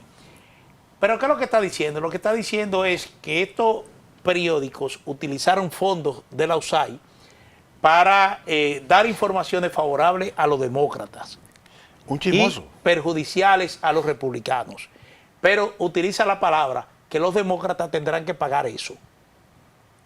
Entonces ya ahí él está enfocando su mirada hacia el lado demócrata y viendo a ver cómo eso que él dice, que se robaron esos fondos, puede tener algún tipo de consecuencia sobre los demócratas, que sería algo diferente a lo que está haciendo dentro de agencias importantes de los Estados Unidos, como hizo en el Departamento de Justicia, que canceló a todo el que colaboró con la investigación del asalto al Capitolio del 11 de septiembre y según informaciones de lo que está haciendo con el FBI, el Buró Federal de Investigaciones de los Estados Unidos, donde se estaría confeccionando un listado de todos los agentes que participaron en la investigación, primero, de los documentos clasificados que sacó de la Casa Blanca y segundo, de la investigación relativa al asalto al Capitolio. Si eso se va más allá de lo que es internamente el gobierno de los Estados Unidos y trata de alguna manera de ver cómo podría iniciar acciones judiciales contra los demócratas, entonces la situación en los Estados Unidos se complica y se estaría registrando algo que nunca antes había ocurrido en los Estados Unidos, porque habían ocurrido casos de investigaciones a cualquier funcionario público, pero nunca con carácter de retaliación política. Bueno, yo lo veo un poquito más allá, como decía el doctor Francisco Peña Gómez, ver un poquito más allá de la curva. Esa vinculación que él hace entre los medios políticos y el Partido Demócrata tiene un fin político. ¿Y cuál es el fin político? Es ir minando la base de los demócratas con fines de él buscar la vía, que yo estoy insistiendo desde el día que ganó las elecciones. Él constitucionalmente no puede ser presidente. Sin embargo, él está buscando la vía de cómo ir minando la base de su competidor natural, que es el Partido Demócrata, porque allí lo que hay es un bipartidismo, y buscar la vía legal de cómo que alguien le interprete la Constitución diciendo que sí que él puede ser candidato de nuevo. Y como él no puede ser candidato de nuevo, desde la presidencia va a tratar de incidentar de tal manera el proceso electoral en Estados Unidos, que yo quiero que guarden la fecha. Que yo quiero que guarden la fecha y lo proyecten eso al momento en que haya que decidir las candidaturas en los Estados Unidos con miras a las elecciones del año 2028. Anoten la fecha que Donald Trump va a incidentar de tal manera ese proceso que será un hecho inédito. Y lo que tú dices es bastante peligroso porque si incidenta cualquier interpretación de la Constitución de los Estados Unidos, que no puede enmendarse, sino que se hacen enmiendas, pero si no puede modificarse, pero se lo incidenta esa desde el punto de vista que se plantea como una interpretación de lo que plantea, porque anteriormente lo que había ocurrido es que son reelecciones consecutivas, es decir, me eligen para un primer mandato y yo puedo volver a reelegirme para obtener un segundo mandato, pero en este caso él no logró ese segundo mandato consecutivo, lo extiende 4 años después y vuelve, pero ya son 2 mandatos. Claro. Y la Constitución habla de 2 mandatos. Lo que te digo es que eso es peligroso porque si eso pasa a una decisión final de la Corte Suprema de los Estados Unidos, ahí la decisión, yo no sé, estaría muy nebulosa porque ahí los jueces conservadores son mayoría. Sí. Son mayoría y entonces ahí uno no sabría finalmente qué decisión tomaría. Si se ajustarían meramente a una decisión constitucional, ajustada a la Constitución de los Estados Unidos, o si esa decisión estaría de alguna manera salpicada, contaminada por un interés político. Ahí cualquier cosa puede ocurrir. Sí. Con el presidente Trump, cualquier cosa puede ocurrir. ¿Terminamos por el día de hoy? Sí, bueno, los dejamos con Graciela Fontaneto, hablando de medicina estética. Y posteriormente estará nuestro comentarista de cine, Argenis Viña. Sí, así es que lo dejamos con 2 segmentos bastante interesantes. Nosotros solo nos resta desearle un buen fin de semana. Y el lunes a las 7 de la mañana nos encontramos nuevamente en la mañana. Y el domingo, por Teleimpacto. Y el domingo a las 11 de la mañana no se pierdan Geopolítica. Bueno, así mismo. En breve volvemos. En la mañana con Teleimpacto.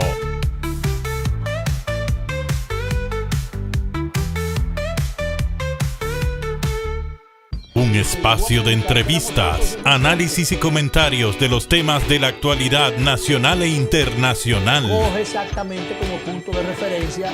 Sondeo con Luis Encarnación Pimentel y Danilo Cliné. De lunes a viernes, de 1:30 a 2:30 de la tarde, por Teleimpacto 52. Saludos, amigos y amigas. guerrero de la patria, Descartaron a Duarte, a Sánchez, a Mella, a Luperón. agudo analista, Marino Vinicio Castillo. La respuesta, domingos de 12 a 1 de la tarde.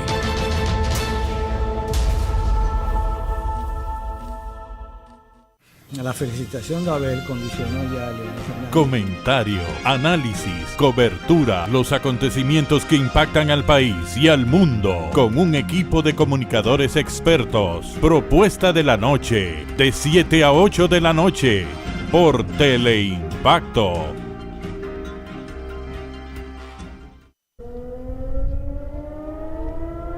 Las sirenas antiaéreas son parte de la vida cotidiana de DW en español. Si bien recibieron Plasmando hechos, fomentamos el entendimiento entre las culturas y los pueblos, con horario de 11:30 de la mañana a 12 del mediodía y de 9 a 9:30 de la noche. DW en español, por Teleimpacto 52. Creo que el presidente Abinader, Wendy Cada Santana, vez estamos viendo, Miguel, nuevos elementos en el feminicidio. las redes sociales se convierten. Miguel Franjul, entre periodistas, miércoles de 10 a 11 de la noche.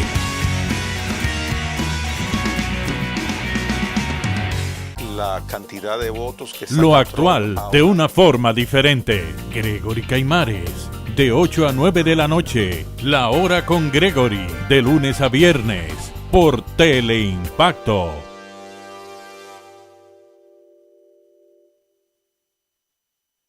Trabajemos por y para la patria, que es trabajar para nuestros hijos y para nosotros mismos. El 27 de febrero de 1844, se proclamó la separación de Haití de la parte oriental de la isla, que pasó a llamarse República Dominicana, iniciando a partir de ese momento la guerra por nuestra independencia, liberándonos así de la ocupación haitiana. Vivir sin patria es lo mismo que vivir sin honor. Febrero, mes de la patria.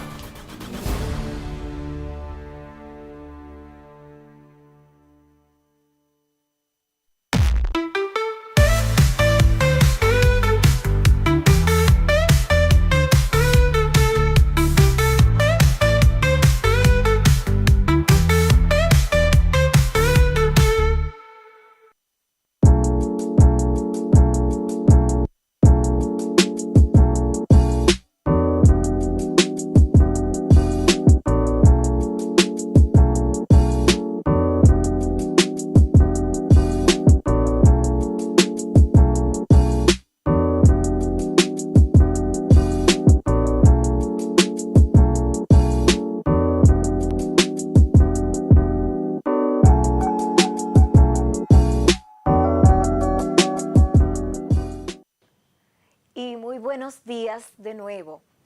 Por aquí estamos para hablar de medicina estética, envejecimiento saludable, una buena actitud, un mejor tenor de vida, sentirse mejor. Estamos en el mes de febrero, el mes del amor, San Valentín. Voy a comenzar solo diciendo que el amor de tu vida eres tú mismo, ¿eh?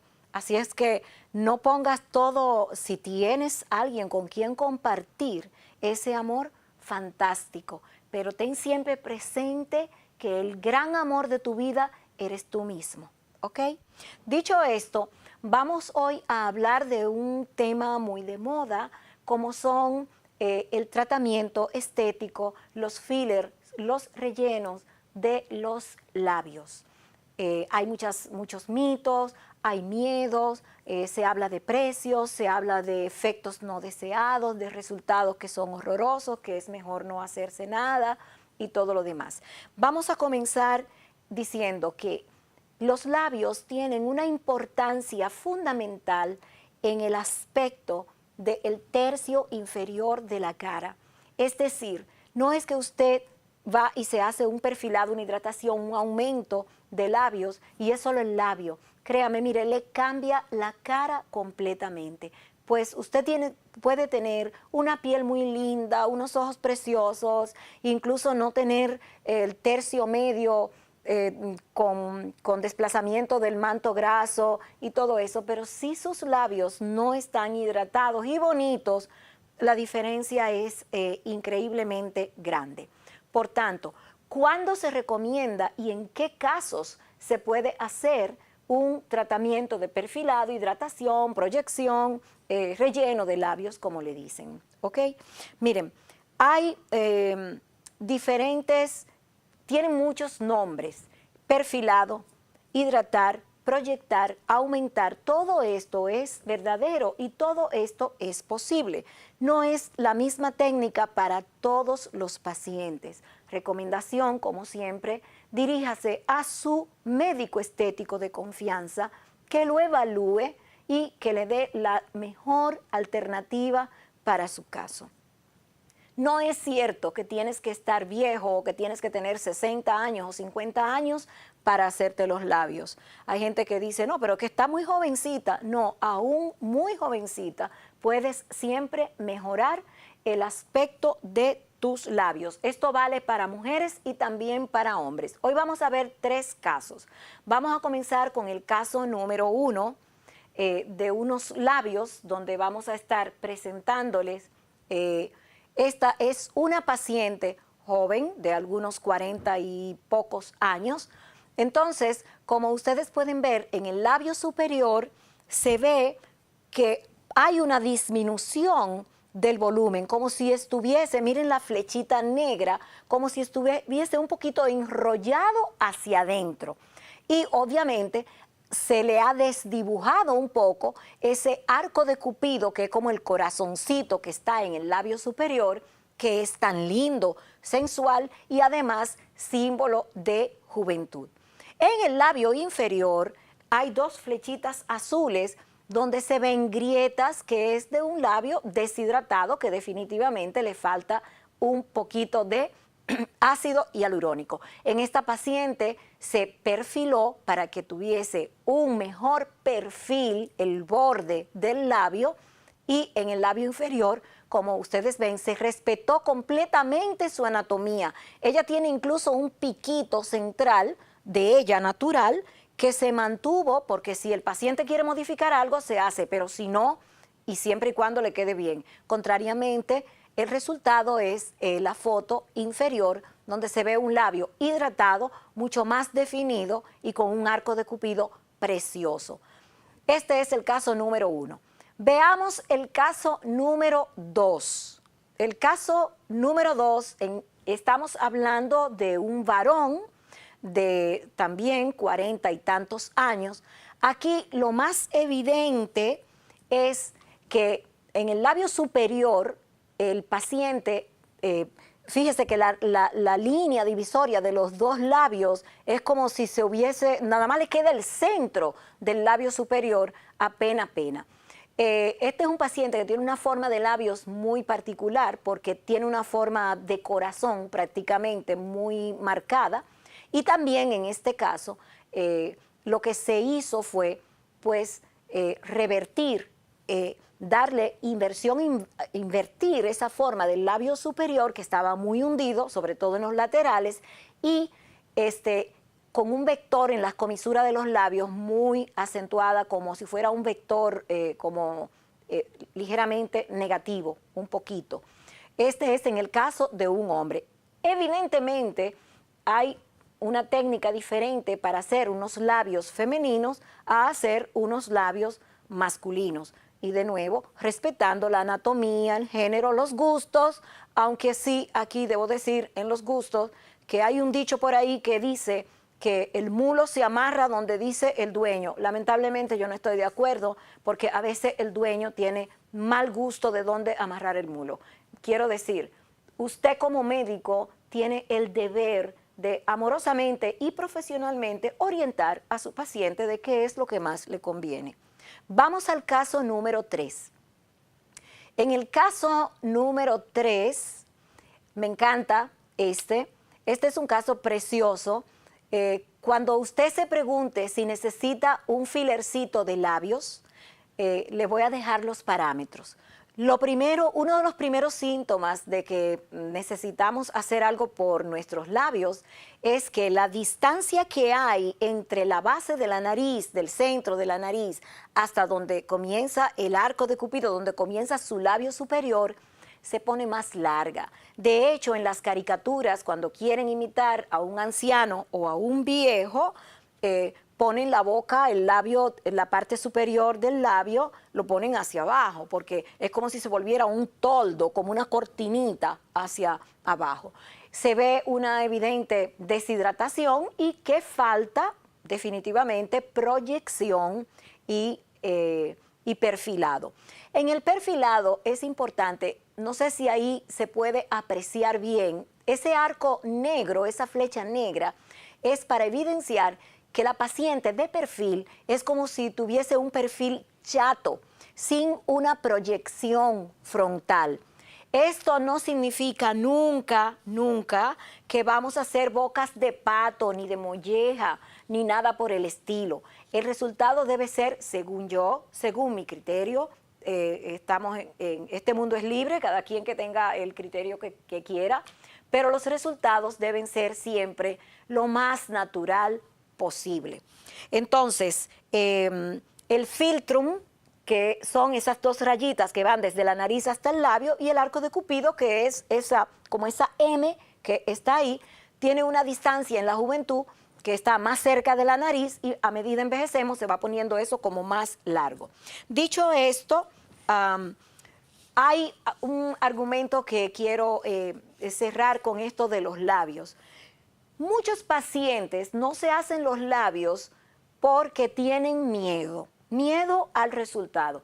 Hay dos cosas a las que se le puede tener miedo en cualquier procedimiento estético. Uno es el resultado y otro pueden ser las complicaciones. Para lo de las complicaciones, el primer consejo válido es vaya donde un médico estético de su confianza, que usted haya visto trabajos que han hecho, porque aquí entra también en juego el estilo y el gusto del operador.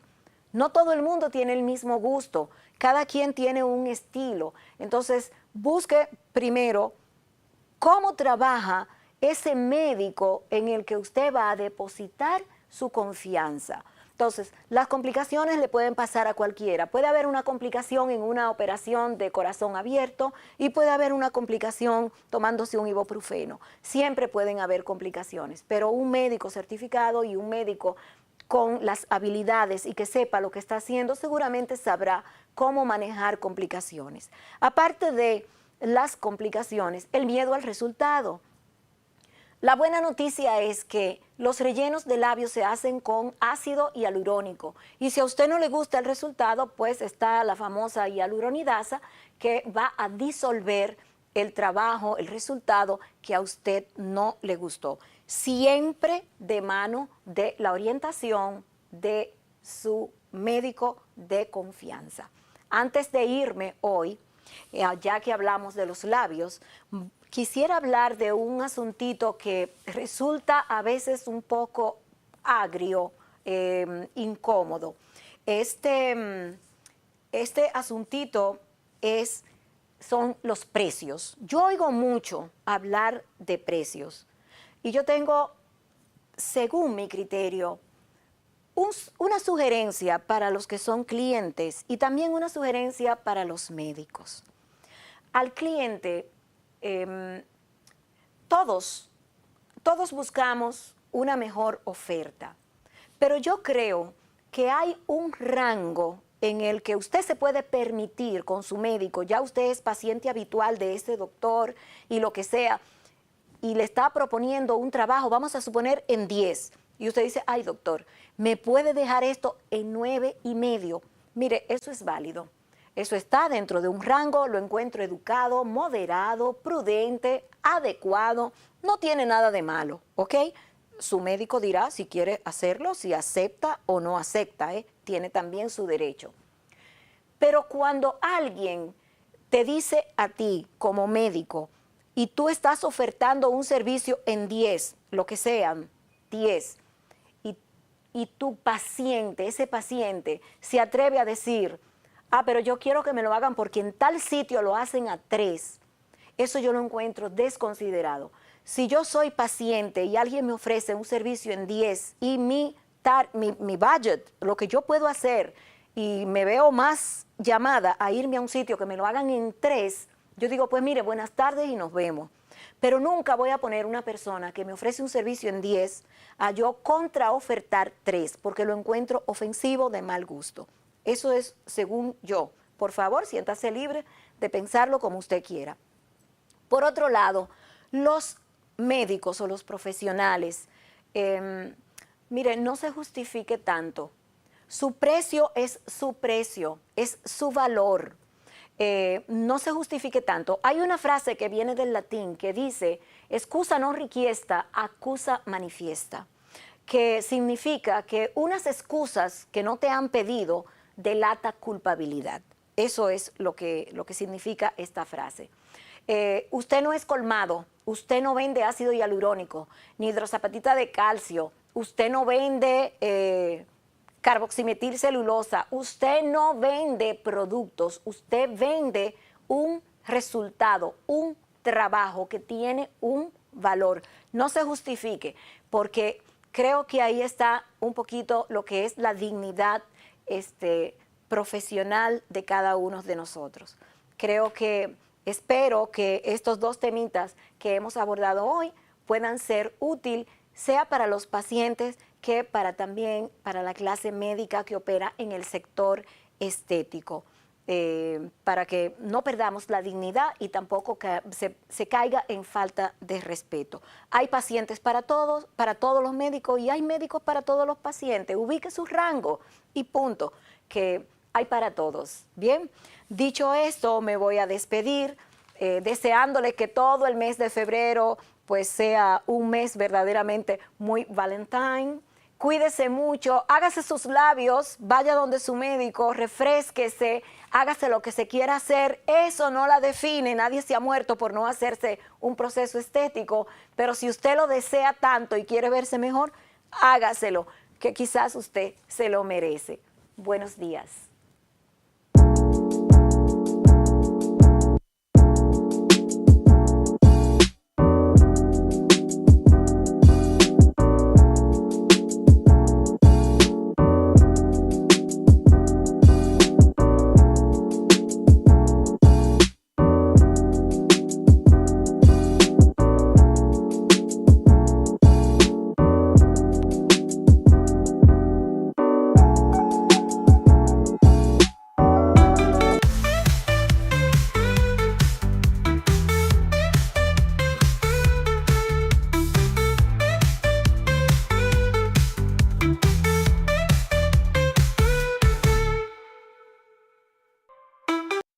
Buenos días, este es su segmento de cine, lo mejor del cine aquí en su programa En la Mañana. Como de costumbre, yo soy Argenis Viñas y le traigo todo lo que acontece en el maravilloso mundo del séptimo arte a partir del jueves hasta el jueves de la próxima semana, que usted puede asistir a las salas de cine a disfrutar el arte por excelencia que es el cine. Vamos a iniciar con las películas de aquí. Ayer jueves se estrenó Tigre, la nueva película del cineasta y uno de los mejores directores de República Dominicana, José María Cabral. ¿Por qué digo que es uno de los mejores directores de República Dominicana? Porque este joven se ha dado la tarea de crear historias originales que lo diferencian de otros actores y directores que solo buscan pues llevar público al cine. Las películas de José María Cabral son más artísticas, con mensajes más profundos, y esta película Tigre pues es una de ellas. Esta es la historia de un joven que tiene que ir a un campamento para hacerse un hombre de verdad, un hombre masculino, y pues se resiste, ya que él entiende que no tiene que ser así, sino que él quiere ser artista. La película tiene toques biográficos de la vida de su director, José María Cabral, que cuando decidió ser director de cine, pues sus padres entendían que era una carrera que aquí en República Dominicana pues no iba a tener muchos frutos, mucho futuro, y él decidió pues seguir sus sueños, y he aquí su filmografía, y Tigre es una de ellas que plasma esta historia de manera fenomenal. La película está protagonizada por Manny Pérez, este actor dominico-estadounidense que ya lo hemos visto como en Freedom, la película esta de las chicas que se pierden, y en otras películas como La Soga en sus 3 partes, 1, 2 y 3. Manny Pérez se hace acompañar de Carlos Fernández en el papel protagónico, un joven que demostró en esta película que tiene un talento brillante, fenomenal. Esta película, como ya dije, escrita, dirigida por José María Cabral, también se está exhibiendo actualmente en el Festival de Cine Global Funglode en West Park, Silverstone de la Tiradentes. Si usted quiere ir, puede ir a este cine y le dice a la chica de la boletería que usted va a ver Tigre en el Festival de Cine y le entregan su taquilla totalmente gratis. Si usted no quiere desplazarse hasta la Tiradentes, entonces va a cualquier otra sala de cine y compra su taquilla y puede disfrutarla también en todos los cines. Así es que ya saben, Tigre en el Festival de Cine Global de Funglode, totalmente gratis, y en las demás salas de cine con su cuota habituales. Señor director, vámonos con las internacionales. 2 de las películas nominadas a Mejor Película, una con 10 nominaciones a los Oscar y otra con 8 nominaciones a los Oscar. Vamos a iniciar con El Brutalista de Kobe Corbett, una de las películas más maravillosas que han hecho en los últimos 20 años. Esta película tiene una duración de 3 horas y media. Es entendible que una película de 3 horas y media las personas la entiendan como una película larga y tediosa, pero en esta no es el caso. Estas 3 horas pasan de una forma tan rápida que el espectador, o sea nosotros quienes estamos en la sala, entendemos que somos parte de la historia. Para quienes quieren tomarse un descanso, la película tiene un intermedio de 15 minutos. Los intermedios son un recurso cinematográfico que se usaba posteriormente, antes de los años 90, para que las personas, como no estaban tan acostumbradas a ir al cine, pues tuvieran la oportunidad de ir al baño y recargarse sus picaderas. Y esta película lo hace de una manera fenomenal, esto intermedio de 15 minutos. Es la historia de Laszlo Toth, un arquitecto judío que tiene que emigrar a los Estados Unidos para buscar una mejor vida para él y para su esposa. En esta historia se encuentra con un rico, una persona extremadamente millonaria, protagonizada por Guy Pearce, quien es uno de los actores más brillantes en esta película, solamente superado por quien vemos en pantalla, Adrian Brody, que es el nominado a Mejor Actor Principal por esta película y el seguro ganador de esta. Señor director, vamos a mostrar, para entender lo que es el brutalismo, algunos edificios que aquí en República Dominicana se han utilizado este recurso para su construcción. Hay que decir, ahí tenemos el Faro a Colón. El brutalismo es un método arquitectónico de construcción exclusivamente con concreto. No hay bloques, sino que son baseados totalmente en la estructura, y esto le da mayor durabilidad, mayor resistencia, lo evita de que tengan que darle mantenimiento constantemente porque el concreto no se deteriora. Ahí tenemos el Banco Central, también vimos el edificio San Rafael y el Guacalito, el edificio de oficinas gubernamentales Juan Pablo Duarte. Estos edificios, que son los más famosos aquí en República Dominicana, fueron construidos con este tipo de método arquitectónico que se llama brutalismo. Y en esta historia trata la historia de ese, valga la redundancia, arquitecto que tiene que crear un edificio que será su legado con este método arquitectónico. Adrian Brody demuestra ser lo mejor de esta película. La historia se cuenta por sí sola y está dividida en capítulos y un epílogo. Cada capítulo te muestra una etapa de la vida de su protagonista, pero en el epílogo, si durante estas 3 horas usted pues perdió algún detalle, en el epílogo lo demuestran y le explican qué fue lo que pasó durante toda esta historia.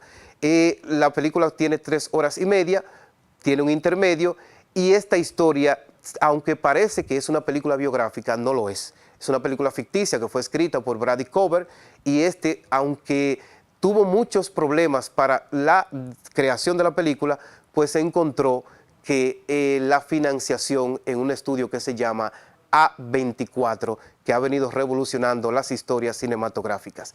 Para muchos, esta es una de las películas donde se ha invertido menos dinero, ya que solamente costó $10 millones. Atención, esta película fue exclusivamente hecha durante todo su proceso con apenas $10 millones, cuando otras películas, como las películas de superhéroes, por ejemplo, se costean con más de $300 millones, y esta con apenas $10 millones logró ser la mejor película de todo el año 2024 y la mejor película, y me atrevo a decirlo, de los últimos 15 años. Así es que El Brutalista está en todas las salas de cine desde ayer jueves. Señor director, vamos a seguir con un completo desconocido, la historia de crecimiento del artista, el artista más destacado de la historia, Bob Dylan. Está protagonizada por Timothée Chalamet, Elle Fanning, Mónica Bárbaro en el papel de Joan Baez, una de las artistas estadounidenses mayor conocidas en el género de folk, que es lo que cantan estos actores, y han demostrado, atención, Timothée Chalamet, un actorazo nominado a Mejor Actor, pero quien sorprendió con su capacidad vocal fue Edward Norton, quien no sabía o no sabíamos que era un artista tan consagrado como lo demostró en esta película. Está dirigida por James Mangold. Todos conocemos a James Mangold como un director polifacético y podemos mencionar la película de Logan, que es la historia de Wolverine un poquito anciano, que fue él quien coescribió y dirigió junto con Marvel. Así es que esta película de Bob Dylan está en todas las salas de cine, son sus primeros 10 años en la música, lo que le valieron, atención, por la calidad de sus letras, por la calidad musical, le valió a este artista, el Premio Nobel de Literatura hace apenas 2 años. Al principio, Bob Dylan, con un gesto de humildad, entendía que no era merecedor de un Premio Nobel de Literatura porque hay escritores que tenían libros brillantes y además que él como iba a ganar un Nobel de Literatura por canciones, pero sus letras en esta película usted podrá escuchar y podrá ver la magnificencia de las letras de las canciones de Bob Dylan. Vamos a hacer una recapitulación. Tigre, película dominicana de José María Cabral, en todas las salas de cine y en el Festival de Cine Funglode. Un completo desconocido, la historia de Bob Dylan, y El Brutalista, la mejor película que se hizo en el año 2024. Pueden seguirme en Lo Mejor del Cine RD. Yo soy Argenis Viñas. Nos vemos la próxima semana.